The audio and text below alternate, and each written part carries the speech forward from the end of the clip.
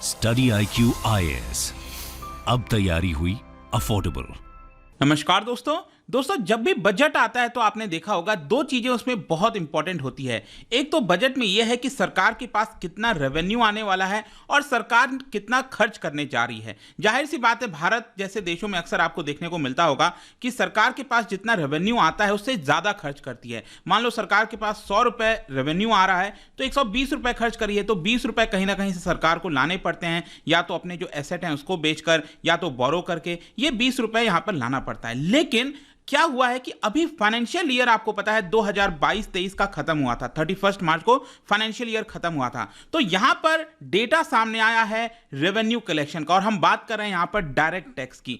तो direct tax का जो कलेक्शन है 2022-23 में ये रिकॉर्ड स्तर पर गया है। इनफैक्ट मैं आपको बता दूं कि साल के शुरुआत में ही सरकार अनुमान लगाती है कि इतना रेवेन्यू कलेक्शन होगा, और उससे मैं बताऊं तो आपको कहीं ज्यादा रेवेन्यू कलेक्शन देखने को मिलेगा। ये आप देख सकते हो, India's direct tax collection rises to 16.6 lakh crore in FY23, exceeds budget estimate by 17%। मतलब कि जितना सरकार ने सोचा था उससे 17% ज्यादा रेवेन्यू कलेक्शन, जो कि काफी अच्छी क्वांटिटी होती है। तो इसी के बारे में हम डिटेल से चर्चा करेंगे, एक एक नंबर्स में आपको बताऊंगा डायरेक्ट इनडायरेक्ट टैक्स के बारे में, आपके एग्जाम पॉइंट ऑफ व्यू से भी काफी इंपॉर्टेंट है। चलिए आगे बढ़ते हैं, लेकिन उससे पहले ध्यान रखिएगा दोस्तों, कल से ही हमारा जो यूपीएससी का ये स्पेशल बैच स्टार्ट हुआ है। आपके पास मौका है अभी भी इसको लेने का। इस बैच के अंदर प्रीलिम से लेकर इंटरव्यू तक की तो पूरी तैयारी कराई जाती है, लेकिन खास बात यह है कि अगर आप ये बैच लेकर 2024 का प्रीलिम्स क्रैक करते हैं तो फ्री में आपको यहां पर मेंस रेजिडेंशियल प्रोग्राम, जिसके तहत दिल्ली हेडक्वार्टर आपको बुलाया जाएगा स्टडी IQ के,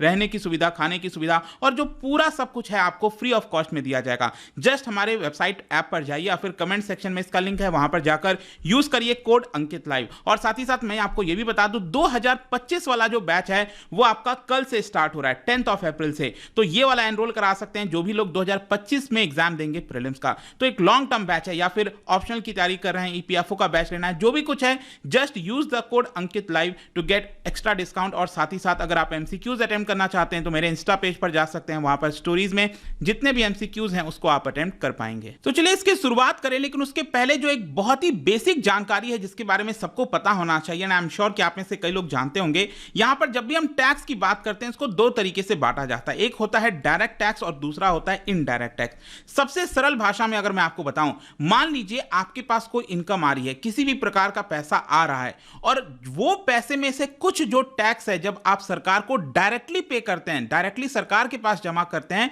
तो उसको हम डायरेक्ट टैक्स कहते हैं। ठीक है, जैसे कि मान लीजिए आप कहीं पर नौकरी कर रहे हैं और वहां पर आपको हर महीने 50,000 रुपए आ रहा है, मतलब साल का लगभग 6 लाख के आसपास आ रहा है। ठीक, तो इसके ऊपर जो भी आप टैक्स पे करोगे, ऑल्दो अब आपने देखा होगा 7 लाख का स्लैब आ गया है, कोई भी टैक्स नहीं देना है 7 लाख की इनकम तक, लेकिन जो भी है, मान लीजिए 12 लाख इनकम आ रही है तो उसके ऊपर जो आपको टैक्स देना है, तो वो जो टैक्स आप सरकार को डायरेक्टली देते हो उसको पर्सनल इनकम टैक्स हो गया, कॉर्पोरेट टैक्स हो गया, ये सारी चीजें बेसिकली आपका डायरेक्ट टैक्स के अंदर आती है। Income tax, capital gain tax, corporate tax. Corporate tax क्या होता है? जो कंपनीज को प्रॉफिट वगैरह होता है, कंपनीज के पास रेवेन्यू आती है, उसमें से जो टैक्स ये पे करते हैं उसको कॉर्पोरेट टैक्स कहते हैं। उसी प्रकार से जो इनडायरेक्ट टैक्स है, इस केस में क्या होता है, अगेन यहां पर भी टैक्स कौन दे रहा है? वो आपका कंज्यूमर दे रहा है। मान लीजिए कोई आप गुड्स खरीदने गए किसी शॉप के पास, कोई बिस्किट का पैकेट लिया, तो आप 10 रुपए का पैकेट ले रहे हो, उसके ऊपर 1 रुपए आप एक्स्ट्रा दे रहे हो। वो 1 रुपए जो टैक्स आप दे रहे हैं, तो क्या आप सरकार को डायरेक्टली दे रहे हैं? नहीं, आप शॉपकीपर को दे रहे हैं। शॉपकीपर ये सरकार को देगा, तो वो टैक्स इनडायरेक्टली जाता है। तो इस तरह के टैक्सेस को हम इनडायरेक्ट टैक्स कहते हैं, जैसे sales tax, service tax, excise duty. अब देखो क्या है, भारत में आपको बताया 2017 से ये जो सारे टैक्स हैं, इनडायरेक्ट टैक्सेस हैं, वो GST के अंदर आ गए हैं। तो अब ये सिंगल टैक्स हो गया है GST एक प्रकार से, तो सारे टैक्सेस एक प्रकार से ये सब अज्यूम हो गए हैं। तो जब भी हम इनडायरेक्ट टैक्स की बात करते हैं भारत में, तो वो एक प्रकार से GST कहा जाता है। तो यहां पर हुआ क्या, हम क्या जानने की कोशिश कर रहे हैं, यहां पर यह बताया गया है कि ये जो डायरेक्ट टैक्स की हमने बात की, इसके अंदर एक रिकॉर्ड कलेक्शन देखने को मिला है FY23, मतलब कि 2022, जो 1 अप्रैल 2022 से लेकर 31 मार्च जो अभी खत्म हुआ है 2023 में, ये फाइनेंशियल ईयर में रिकॉर्ड कलेक्शन हुआ है। कितना आप देख सकते हो, नेट कलेक्शन हुआ है 16.6 करोड़ का। देखो अब एक और चीज मैं आपको बता दूं, क्या होता है ना, सरकार के पास एक होता है ग्रॉस कलेक्शन और दूसरा होता है नेट कलेक्शन। ग्रॉस का मतलब ये हुआ कि सरकार के पास जितना भी टैक्स के माध्यम से पैसा आया, ठीक है, टोटल आया, मान लो सरकार के पास 20 रुपए टैक्स के माध्यम से टोटल आए। अब 20 में से क्या होता है कि सरकार कुछ रिफंड भी देती है कि वो किसी ने मान लो ज्यादा टैक्स दे दिया, तो सरकार सरकार वो रिफंड करती है ना, मान लो 20 में से 3 रुपए रिफंड कर दिए, तो टोटल कितना बचा? 17। तो ये जो 17 होता है उसको हम कहते हैं नेट कलेक्शन। तो यहां पर हम नेट कलेक्शन की ही बात करते हैं। तो नेट कलेक्शन जो हुआ है 2022-23 में, ये हुआ है 16.6 करोड़। ऑब्वियसली लाख करोड़ की हम बात कर रहे हैं, 16 लाख करोड़ के 16.6 लाख करोड़, ठीक है। और वही अगर आप कंपेयर करो उसके पिछले वाले फाइनेंशियल ईयर से, मतलब 2021-22 में कलेक्शन हुआ था, वो था 14.12 लाख करोड़। मतलब कि ये 17.6% का आपको ग्रोथ देखने को मिलेगा। लेकिन सबसे इंपॉर्टेंट चीज देखो इसमें क्या है जो मैं आपको बताना चाहता हूं। जैसे क्या होता है ना, अभी मान लो 1 फरवरी 2023 में जो बजट आया था, तो उसमें सरकार, जब भी बजट आता है तो सरकार आगे का प्रिडिक्शन करती है, जिसको कहा जाता है बजट एस्टीमेट। मतलब इस बार सरकार ने कुछ एस्टीमेट किया होगा कि 2023-24 में क्या होगा टैक्स कलेक्शन। उसी प्रकार से 2022-23 का जो टैक्स का कलेक्शन का जो अनुमान है, वो सरकार ने 1 फरवरी 2022 में जो बजट आया था उसमें अनुमान किया था। और उस समय सरकार ने अनुमान किया था कि 14.2 लाख करोड़ का कलेक्शन होगा। लेकिन एक्चुअल कलेक्शन कितना हुआ? 2.4 लाख करोड़ ज्यादा हुआ, और ये हुआ 16.6 लाख करोड़। मतलब कि आई होप कि आप समझ रहे होगे कि सरकार ने जो अनुमान लगाया था उससे 16.9%, मतलब लगभग 17% ज्यादा कलेक्शन हुआ है, और इसीलिए एक अच्छी बात है। लेकिन उसके बाद क्या होता है ना, समय समय के बाद सरकार उसको रिवाइज करती है। तो यहां पर जो रिवाइज किया था सरकार ने, वो था 16.5 लाख करोड़।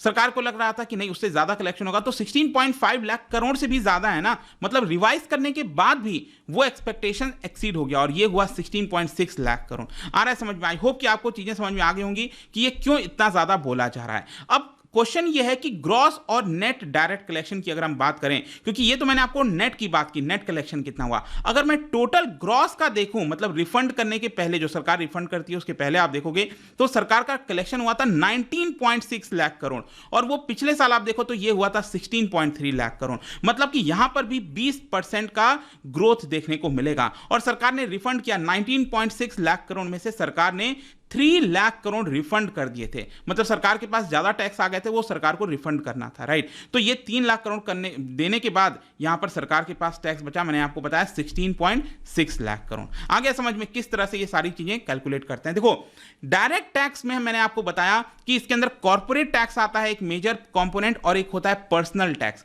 कॉर्पोरेट टैक्स मतलब जो बड़ी बड़ी कंपनीज है ना, रिलायंस, टाटा, जो कंपनीज हैं जो वो टैक्स पे करती हैं सरकार को डायरेक्टली, वो कॉर्पोरेट टैक्स। और पर्सनल इनकम टैक्स मतलब जो हम लोग, मतलब कि आप सैलरी हो, आप सैलरीड हो, आपका खुद का कोई बिजनेस है, तो आपके पास भी तो आता है ना पैसा, आप भी तो लेते हो पैसा, तो वो जो होता है, वो जब आप पे करते हो तो वो पर्सनल इनकम टैक्स कहलाता है। तो यहां पर क्या है कि ग्रॉस कलेक्शन में हम देखें, मतलब कि जो ग्रॉस कलेक्शन मैंने आपको बताया था ना, ये हुआ 19.6 लाख करोड़। 19.6 लाख करोड़ में जो कॉर्पोरेट टैक्स कलेक्शन है वो सबसे ज्यादा हुआ है, वो हुआ है 10.04 लाख करोड़, 10,04,000 करोड़। तो आई होप कि आप समझ पा रहे हो कि ये है। और वहीं पर्सनल टैक्स कलेक्शन आप देख सकते हो, इट इज 9.6 लाख करोड़, ठीक है। तो यहां पर भी 24% का इजाफा, कॉर्पोरेट टैक्स में भी 16.9% का इजाफा देखने को मिलेगा। और उसके पिछले वाले साल में इनका क्या आंकड़ा था वो भी आप यहां पर देख सकते हो। ये जो 8.5 लाख करोड़ है, ये बेसिकली कॉर्पोरेट टैक्स का है 2021-22 का, और ये 7.7 लाख करोड़ ये बेसिकली पर्सनल इनकम टैक्स है 2021-22 का। तो यहां पर भी अच्छा खासा इजाफा हुआ है। क्वेश्चन यहां पर ये है कि ये इजाफा क्यों हुआ है, रीजन क्या है इसका। देखो, यहां पर एक्सपर्ट्स का मानना है कि सरकार ने कुछ टूल्स डिप्लॉय किए हैं टैक्स डिपार्टमेंट में। आजकल टेक्नोलॉजी का जमाना है, तो पूरे देश भर में किसके पास क्या इनकम आ रही है उसका डेटा एक्यूमुलेट करना, जो टैक्स पेयर का डेटा है उसको देखना, ऑटोमेटिकली उसको रिकंसाइल करना, इसकी वजह से सरकार को पता चल जाता है कि कितना टैक्स जो है लोगों को देना है। फिर इसके साथ साथ यहां पर एक और चीज है, आपने सुना होगा टैक्स डिडक्शन के बारे में, टैक्स डिडक्शन एट सोर्स और tax collection at source, TDS और टीसीएस। इसके माध्यम से भी सरकार ट्रैक करती है ट्रांजैक्शंस को कि कहां पर कितना ट्रांजैक्शन हो रहा है, वैल्यू चेन के माध्यम से, और यहां पर सरकार पता लगाने की कोशिश करती है। तो कई सारे जो इनोवेटिव मेथड लिए गए हैं सरकार के द्वारा, उसकी वजह से यहां पर आपको देखने को मिलेगा इतना इजाफा। और कहीं ना कहीं ये जो बढ़ोतरी हुई है वो एक कॉन्फिडेंस देता है कि आगे आने वाले वर्षों में भी यहां पर और कलेक्शन देखने को मिल सकता है। तो ये तो डायरेक्ट कलेक्शन की बात होगी। अब यहां पर बात ही कर रहे हैं तो जल्दी से इनडायरेक्ट टैक्स कलेक्शन की अगर हम बात करें, जो जीएसटी की हम बात कर रहे थे ना, अभी लेटेस्ट जो आंकड़ा आया था मार्च के महीने में, मार्च का जो कलेक्शन है मैं आपको दिखाता हूं, ये आप देख सकते हो चार्ट में, ये ऑरेंज कलर का देखिए, ये बेसिकली 2022-23 का दिखा रहा है। तो मार्च में ये 1.6 lakh crore, which is second highest GST collection ever in a month. अगर मैं इसके पिछला वाला बात करूं तो आप देख सकते हो अप्रैल के महीने में, 2022 का जो अप्रैल का महीना था उसमें आप देखिए ये था 16.7 1,67,000 करोड़, 1,67,000 करोड़ ये कलेक्शन हुआ था अप्रैल 2022 में। उसके बाद सेकंड हाईएस्ट अभी मार्च का जो महीना गया ना, इसमें हुआ है आपका 1,60,000 करोड़ का जीएसटी कलेक्शन। तो जीएसटी कलेक्शन भी अभी अच्छा खासा हो रहा है। अगर मैं आपको बोलूं 2022-23 पूरे फाइनेंशियल ईयर का एवरेज कितना रहा है हर महीने का कलेक्शन, ये रहा है 1.5 लाख करोड़। तो 1.5 लाख करोड़ का ये लगभग आपको एवरेज कलेक्शन देखने को मिलेगा। अब आप में से कई लोग क्वेश्चन पूछ सकते हैं कि सर आगे आने वाले वर्ष में क्या है। देखो, इसको लेकर मैंने यूनियन बजट जो आया था, अभी इसको डिटेल में वीडियो बनाया था। आई एम श्योर आप में से कई लोगों ने देखा है, ये लगभग 20 लाख से ज्यादा लोगों ने ये देख चुके हैं वीडियो। तो इसमें क्या है कि इसके अंदर मैंने आपको बताया भी था कि 2023-24 का जो रेवेन्यू रिसीप्ट है, रेवेन्यू रिसीप्ट का मतलब होता है टैक्स से कितना कलेक्शन हो रहा है, ठीक है। तो टैक्स से कलेक्शन मतलब डायरेक्ट टैक्स हो गया, इनडायरेक्ट टैक्स, सब मिलाकर अगर आप देखोगे तो जो FY24 का है, 2023-24 का जो अनुमान लगा रही है सरकार, वो है टोटल 26.3 लाख करोड़। तो देखना होगा उसमें कितना कलेक्शन होता है, नहीं होता है। बट आई होप कि जो पिछला वाला फाइनेंशियल ईयर था उससे रिलेटेड जितनी भी जानकारी थी डायरेक्ट टैक्स कलेक्शन की, वो आपको मिल गई होगी। जाने से पहले एक इंटरेस्टिंग क्वेश्चन, क्या बता सकते हैं इन चारों में से which is not a source of tax revenue? क्या होता है?